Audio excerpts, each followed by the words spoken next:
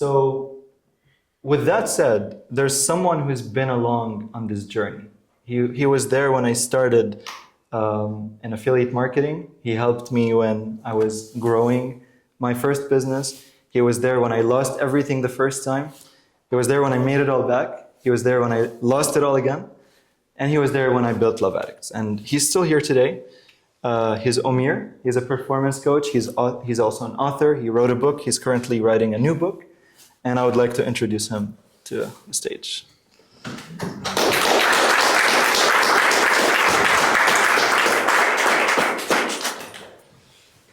I was enjoying the story. I was hoping All right, so I wasn't sure who we're talking to today because the event was kind of posted online.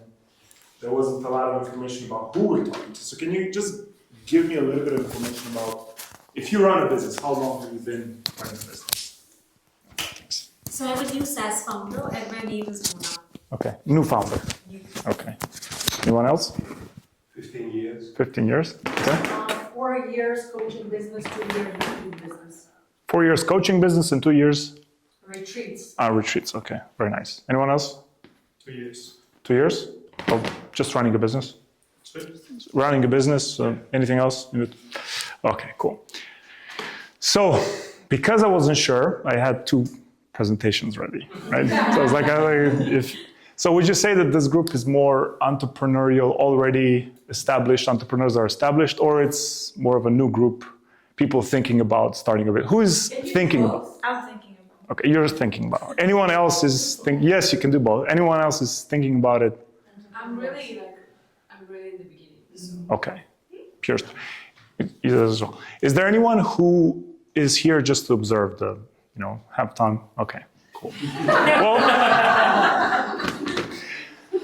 nice to have you too. All right. Okay, so I have a question for you. What makes somebody driven, wanting to succeed, and going at it? You see somebody who he's driven, they take action, like Noor, for example.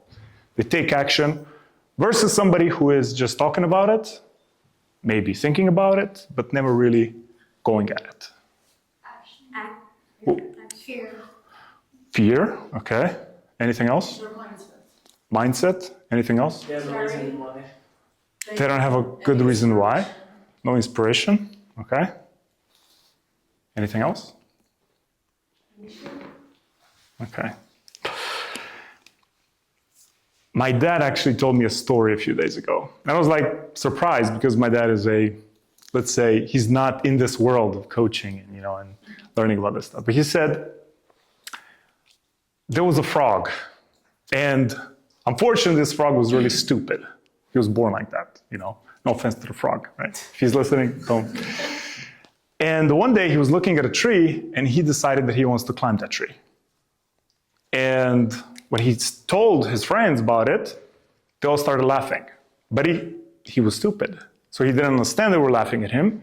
He thought they were clapping. So he climbed the tree. Why was he able to climb the tree? He believed it. Okay, belief. Was delusional. Sorry. Something similar to believing is actually opposite. He was too stupid to know that he can't do it. And that is a big part of success. Whatever it is that you're trying to do, maybe you're trying to scale your business. Maybe you're trying to start a business. If you're thinking about it, but you're not starting, the thing is, you're thinking about it, but you're too smart, so you think that you can't do it. All right? Kind of wordplay here, right? So I prepared a couple of slides. We talked about this. All right, so this is a good question. If you knew there was a hidden treasure buried in your backyard, would you dig for it? If I told you, during World War II, somebody hid, a big amount of gold in your backyard, who would go and dig it? Who? Of course. All right. Now, next question. how long would you dig before you would quit? If I'm sure it's there, I'll keep digging. See, if I'm sure it's there, right? You wouldn't quit. I've heard do you know who Jim Rohn is? Have you ever seen his videos? He has a good saying. He's like, how much would you give your average baby before you would say, you know what, you don't really know how to walk? Wait, what? How much would you give you? How much time would you give your average baby to learn to walk? Before you just give up. Like, you know what, guess not in this lifetime. Right. So, it's about belief. The reason Noor was able to build a business and then scale it was because he believed he could do it. And we're going to be expanding on this idea. So your success in entrepreneurship is going to be determined by how much you actually believe it's possible for you to achieve it. Or, just like our frog in the story, how much you are naive to think that you can't do it. So if you don't believe it's possible for you, then you won't try as hard. You won't be digging that backyard as hard. You won't do what's necessary. You simply won't succeed. Now, the question is, how do we now build this belief? How do we make somebody who doesn't believe to believe? If you have a doubt, sorry? Share your ideas. You share ideas and then you get shot by other people. A lot. You say to your mom, I want to build a business. Don't do that. You should go get a job, right? So how would you build belief? I mean, you have to be passionate about what you're doing. Only then you're going to believe in it. Okay, be passionate about. I mean, you should have the skill sets and be passionate. Well, let's. You build momentum. Okay. All of them. Find examples. Find examples. Okay. Let's think of it in a different way. Let's think about the opposite. What's the opposite of belief? Doubt. You said doubt. Yeah. Okay. So let's say doubt. Can we agree it's doubt? Yeah? Okay. What is doubt? Fear of not achieving. Fear of not achieving. Like skeptical of whether. Yeah, like, so how would you say it? Believing one's own inability. Believing inability. Okay. Believing one's own inability. So doubt is, but then you're like, not really. Confidently. Hmm? Not knowing confidently. Okay. Yeah? Is the thought that something is not going to go as other people think it's going to go or as expected? So it's not going to go as expected. You're not going to achieve what you want to do. But can we simply say doubt is, I think it's not going to work. Yeah? So if I do something, it's not going to work. But who raised his hand about wanting to do the business, wanting to start a business? Who said he wanted? I think you did. Anyone else? I've already started. You already told. I'm Good at for you. 0 revenue, scaling to 1 million in a year. Okay. He was at 1-0 level. When you say start business, like if you register in your account, or what's Everybody, I think, has their own definition of what starting means. yeah, that's why I asked you. What's your definition? If you register it, if it's an entity. Okay. But I can register an entity and then still not move, just have it there. Okay, so that's what I said. If you think that that's the case, so I'm starting it. I didn't start yet. You didn't start. So you just registered it, but you're not operating, What is operating? selling stuff, People. people giving you money. Yes. Or- Not there Oh, yet. no, no. But I'm. Are you offering it? Are you? I'm offering. I'm in the process. Okay. It just started like 2 weeks ago. Okay, well, good. That's nothing wrong with that. Takes a while, right? So, again, what is doubt? Can we agree on a definition? Doubt is not gonna work, right? Not gonna work. Okay. So what? So what if it doesn't work? There's something else here, right? There's something missing, because if you just felt it's not gonna work and you really wanted it, you still do it. Yeah, so there's no passion. You really wanted it, so you have passion. Yeah, okay. But you think it's not going to work. People around us telling us it's not going to work. People around us? When we share. Okay, especially when you share, okay. Proof? There's no proof yet. Okay, there's no proof. But what's the underlying reason it's not going to work and I'm not starting, I'm not moving? Because if yeah. Fear. I was waiting for this. Fear. Rejected a lot. Hmm? Get rejected a lot. Right, and rejection is, I think also doubt can come if other people in your environment don't do it or they don't have the same. You didn't see it before happen. I agree. And we're going to come to that, to your environment. But let's stick with fear for a second. Okay? So fear, especially fear of failure. What is fear of failure then? Putting in the efforts and not succeeding, that's the fear of failure. Okay, so if I put the effort, I'm not going to succeed. And why am I afraid of that? Because then you're stuck in whatever place you are forever. You're stuck forever.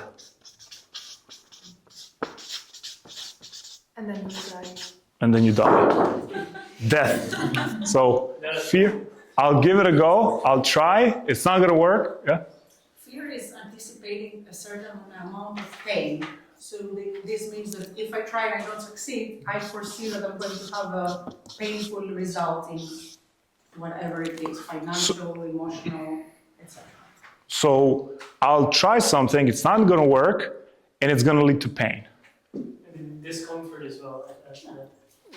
Pain is discomfort, that's a, it's a, discomfort is a level of pain, right? Now this is a quote from Elon Musk I really enjoy, I really like. And this was the quote that made me start my own business. I was thinking about it, I was on the fence, but then I realized, you know what? This is something I keep thinking about. Meaning, it's probably important to me. So I actually, in my mind, I said, this is probably not going to work. But what did he say? If something is important enough, you should try, even if the probable outcome is failure. Probably one of the best quotes ever, right? I was betting on failure. I was betting that it's probably not going to work. I saw recently on Instagram, this is some girl, she had this reel, she said, just do it for fun, for the fun of it, right? And she says she started a YouTube channel for the fun of it. I think she has like 1 million subscribers, something like that, right? If I asked our camera guy here, actually he's much more. But when you started, did you start like, I'm gonna be serious about this? Or was it like, playing around, toying around? And, It was that actually. right. I feel like I should do it. Why not? Just give it a try. Why not, right? So again, Jim Rohn, he says, people say, why? Right? Why? Why should I do it? Why? And he has the best answer. He says the best answer to that question is why not? Why not? Why not try? So once you dive into the fear, I'm going to share something with you. You're not really afraid of X, whatever the business is. You are afraid of what this failure, this pain, actually means for you. I call this your greatest fear.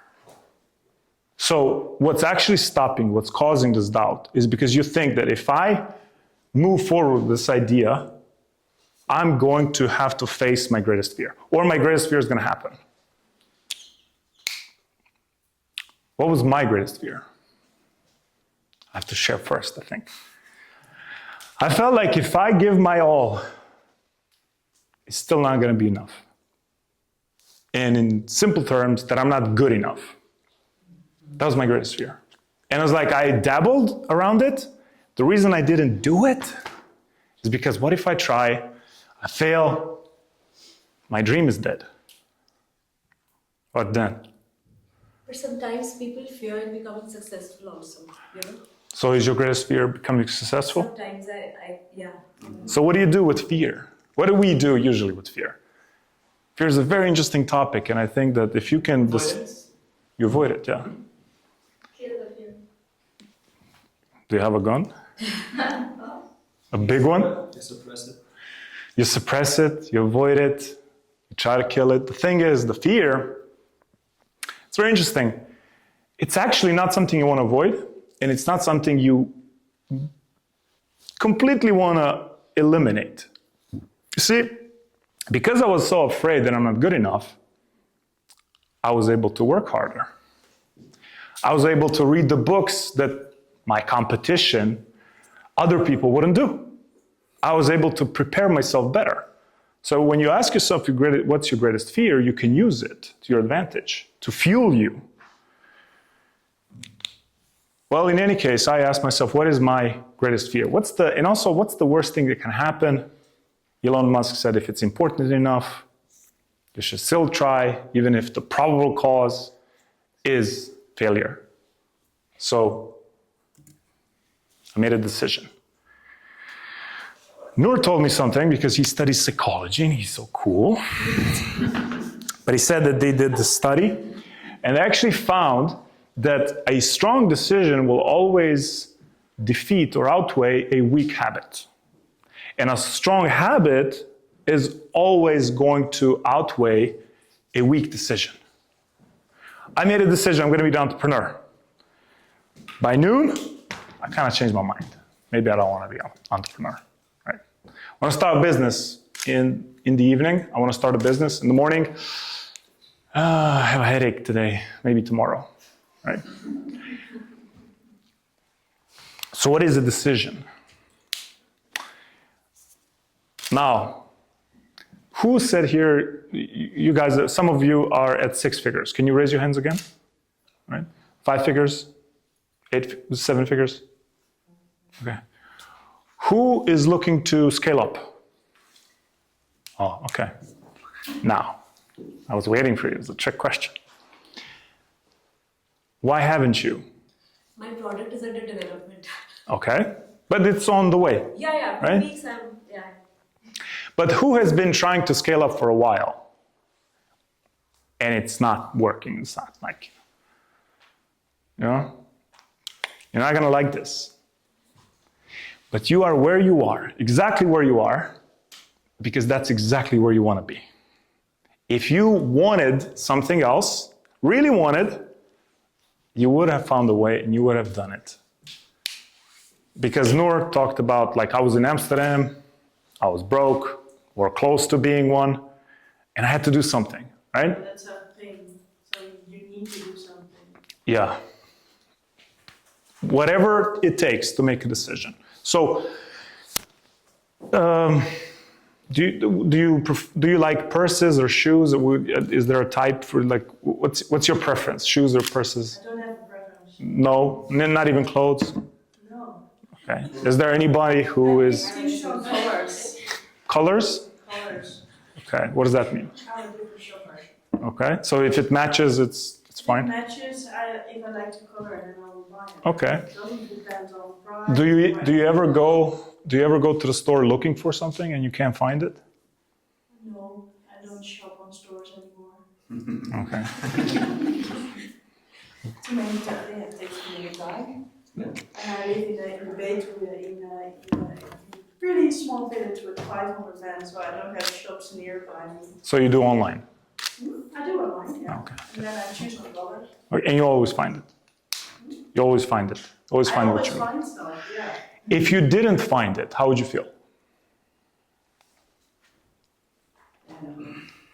I think I will go to the city and then go to shops. So you would make a decision to go to the city? Could be, yeah. Yeah? Well, can a desire become a pain?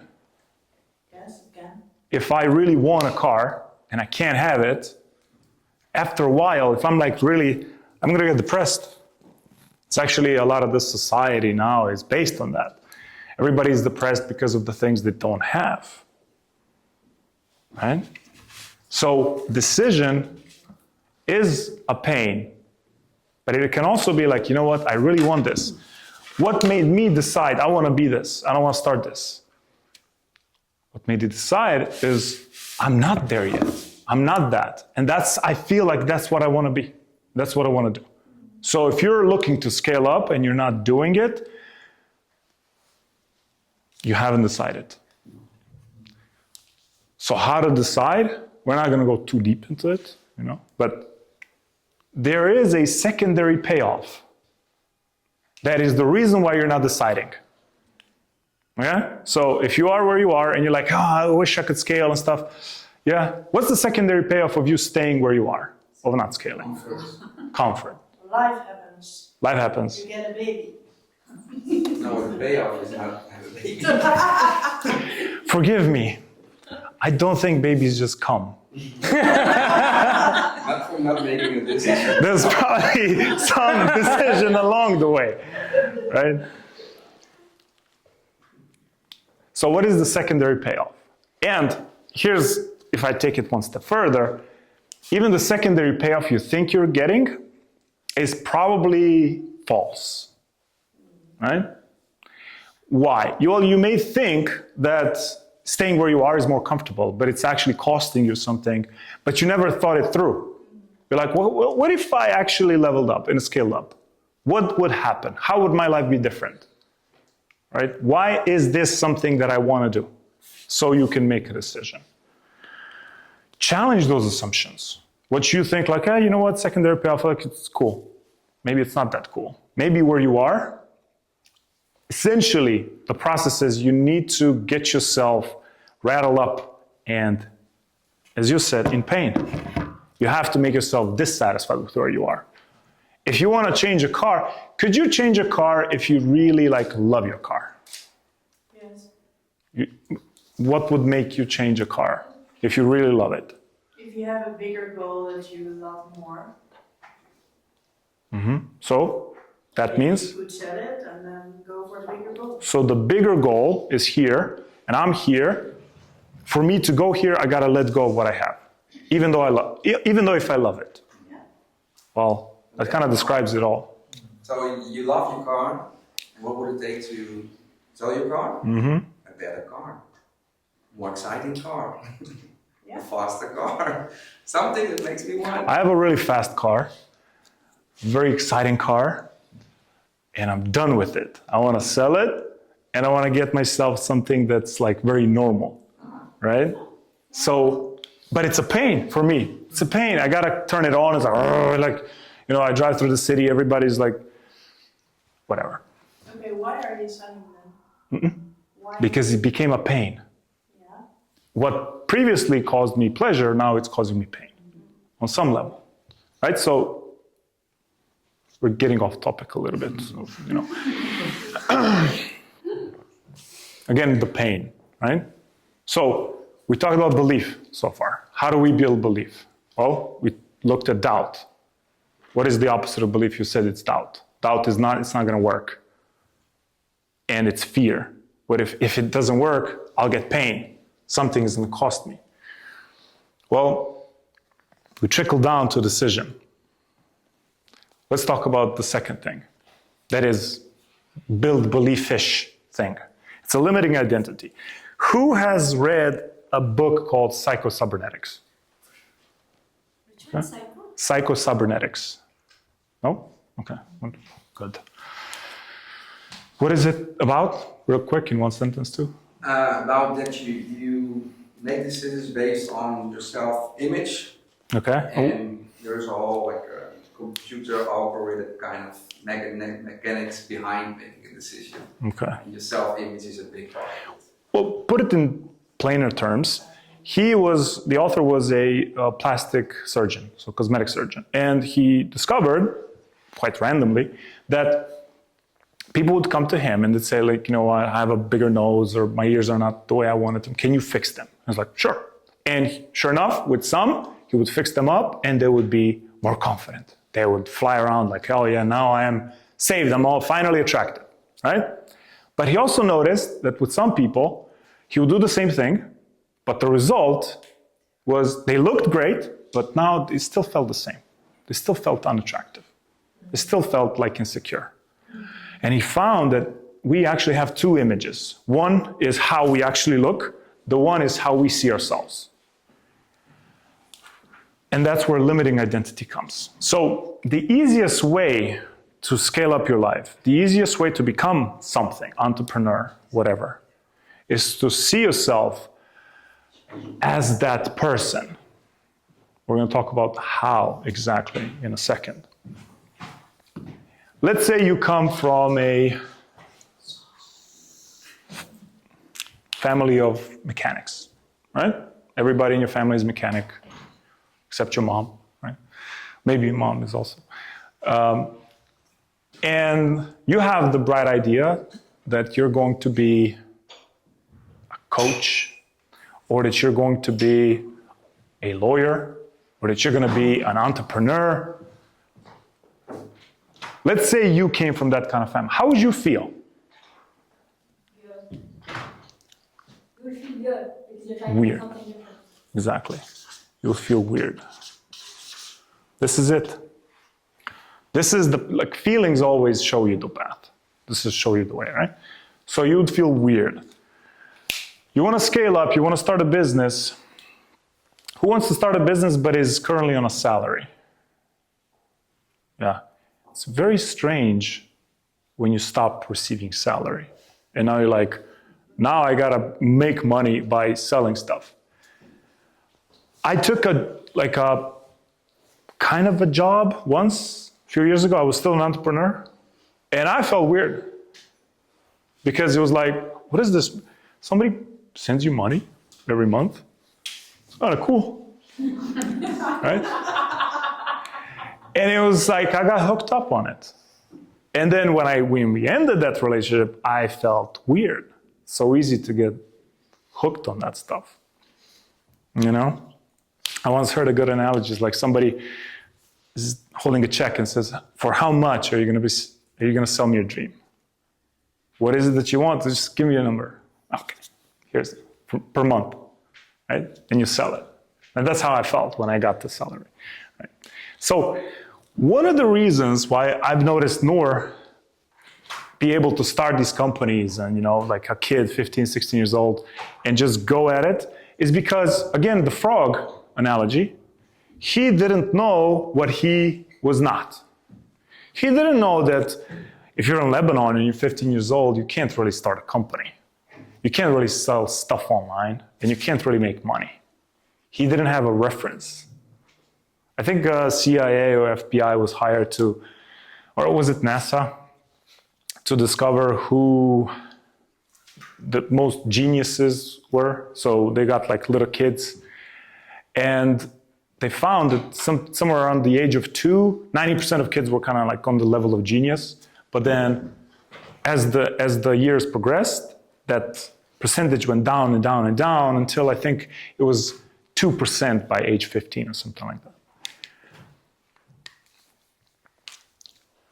So how are you limiting yourself in some way? When you're trying to scale up, when you're trying to build a business, when you're trying to go from 6 to 7 figures, 5 to 6 figures, the question is, and that's a question I'd like you to ask yourself, is how do I see myself? Yeah? How do I see myself? Or let's make it more simple. Who I am. Who am I?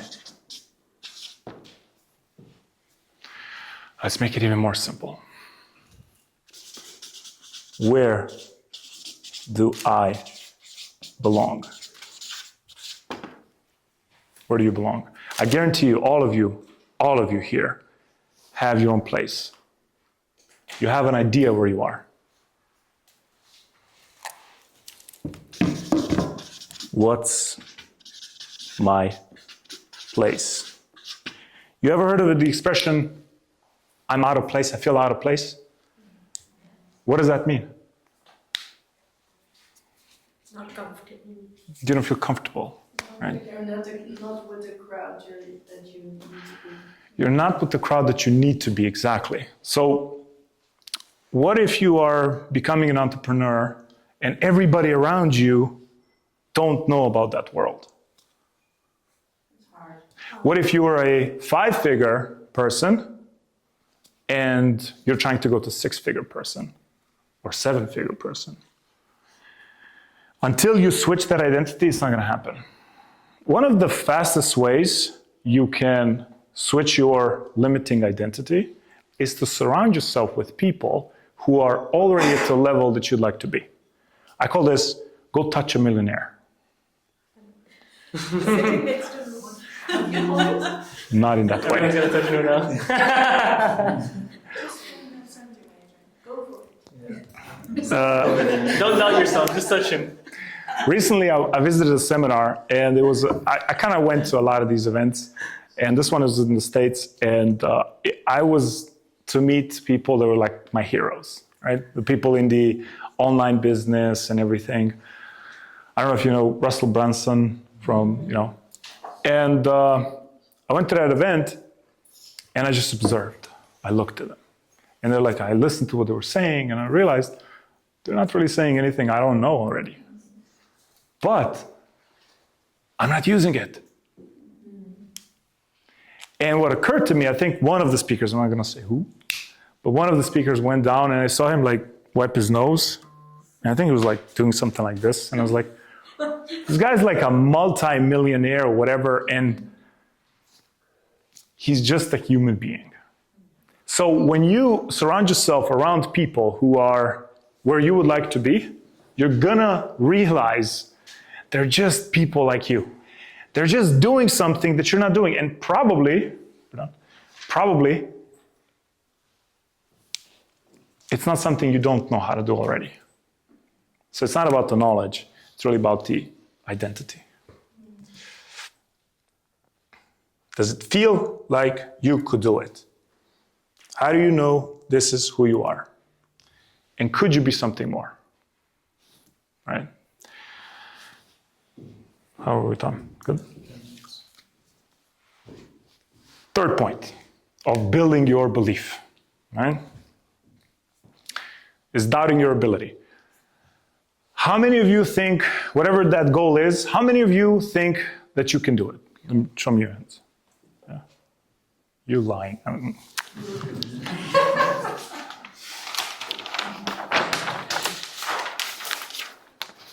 So what is ability? I know I'm like involving you a lot today, but what is ability? Opportunity, skill set, Skill set, your willingness, willingness, okay. Resistance. finance. You said what? Resistance. Resistance. Persistence, okay, persistence. But what does ability mean? What do we mean when we say someone is able? You have to be able to do Yeah. something, What does that mean? to have the skills to do something. Okay, so skills to do something. Ability is skills to do something. Yeah, okay, good. Accessibility as well, Accessibility. both physically and mentally. Yeah, so like you're able to access maybe resources that you need, right? But okay, one thing with entrepreneurship is it's colorblind. You only see green. No, one thing with entrepreneurship is like it doesn't care who you are, where you come from, what's your background, religion, nationality, doesn't care. Business does not care. It's a leveled playing field, and that's why I like it a lot. Because you will only fall in your skills. You're only going to fall in your ability. If I can create a product that you want that is cheaper than my competition, better than my competition, faster than you're gonna get it if that's what you want. You're not gonna look at me, you're gonna say, hey, sorry, I'm gonna go with him. Because everybody is grabbing their wallet. And business is the leveled playing field. When it comes to ability, I really found some people, and I work with quite a lot of people around the world, they say, I just doubt I can do it. I don't know if I can do it. I'm not sure. And I was like, why would somebody doubt their ability? And I thought about it, and I was like,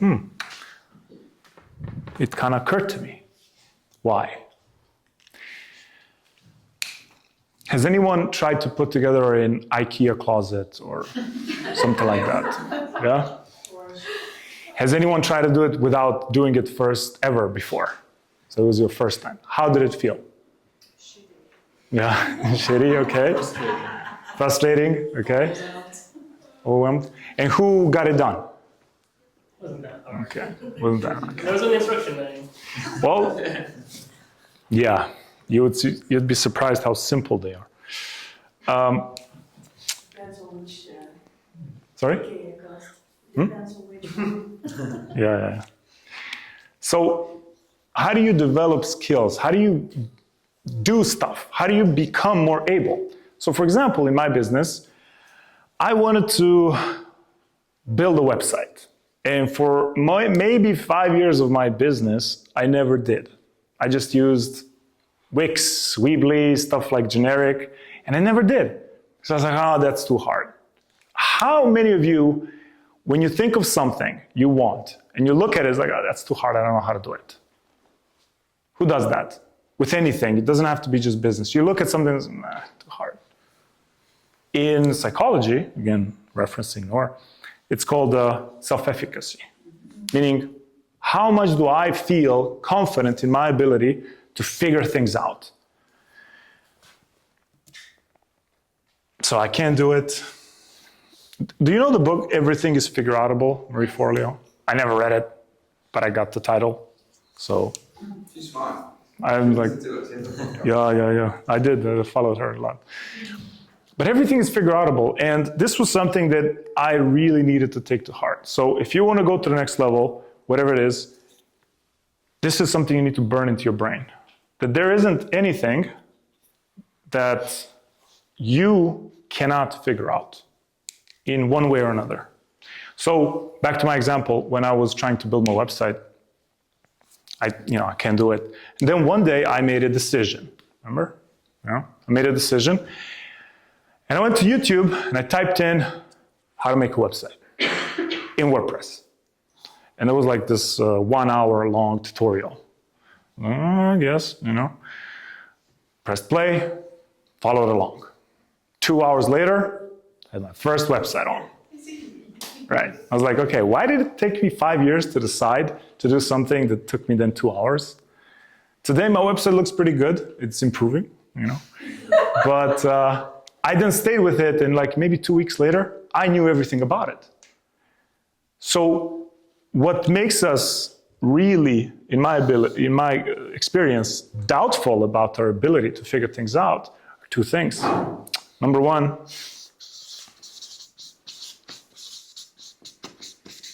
we are met with complexity. And whenever we're met with complexity, seems, I can't. The drawer from IKEA, complex, don't want to do it, right? Second part is we're like, it's going to take work. It's going to take work, and then what, right? And I learned that if you can face complexity and say, you know what, this is very complicated.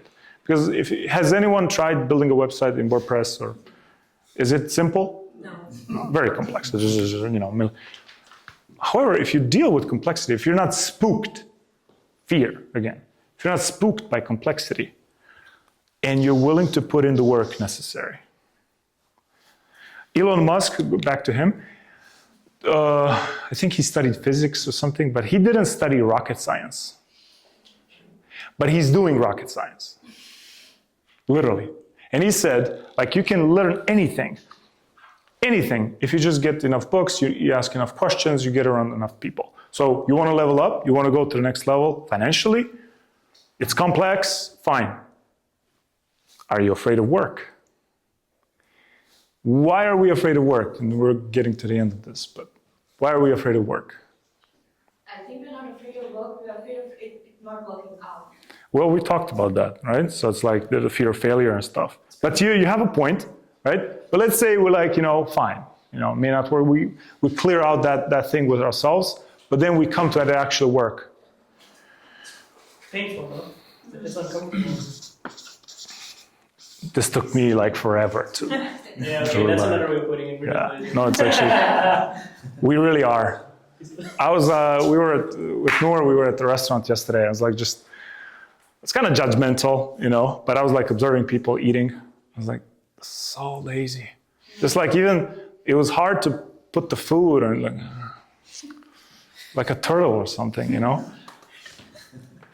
We are lazy, and you know what? There's nothing wrong with it. Bill Gates actually has a quote. He says, if you want to do something, if I want to have something difficult done, I give it to a lazy person because they're going to find a simple way, easy way to do it. All right?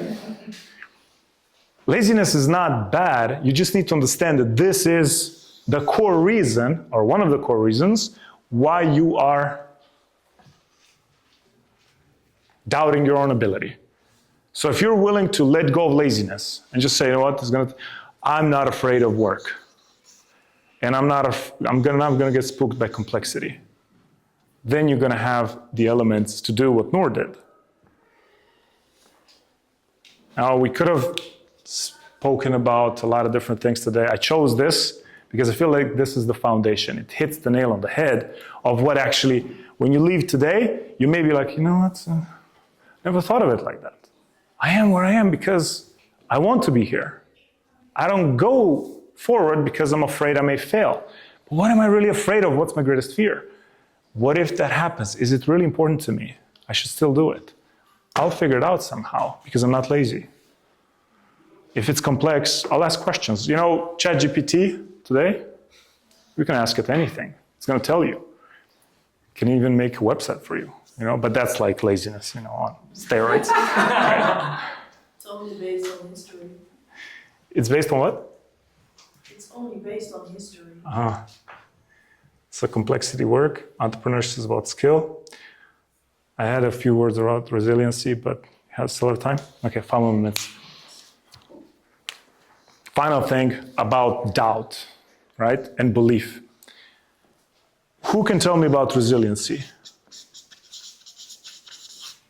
What is resiliency? What does it mean? Keep doing it even if you fail. Just keep at it, even if you fail. Okay. Ability to push through discomfort. Push through discomfort, right? Here's a really interesting definition I have it. Sorry, can we go back to this push through discomfort? Because that's kind of a key. How do you push through discomfort? There's so many ways. You gotta ask Sorry. him. Yeah. He's the expert at that stuff. Exactly. It actually connects, So respond to reality is something I thought about. And was like, first it was react, but then react, if you step on a cat's tail, the cat's going to react by scratching you, Resilient right? cat. Right, it's a very resilient cat.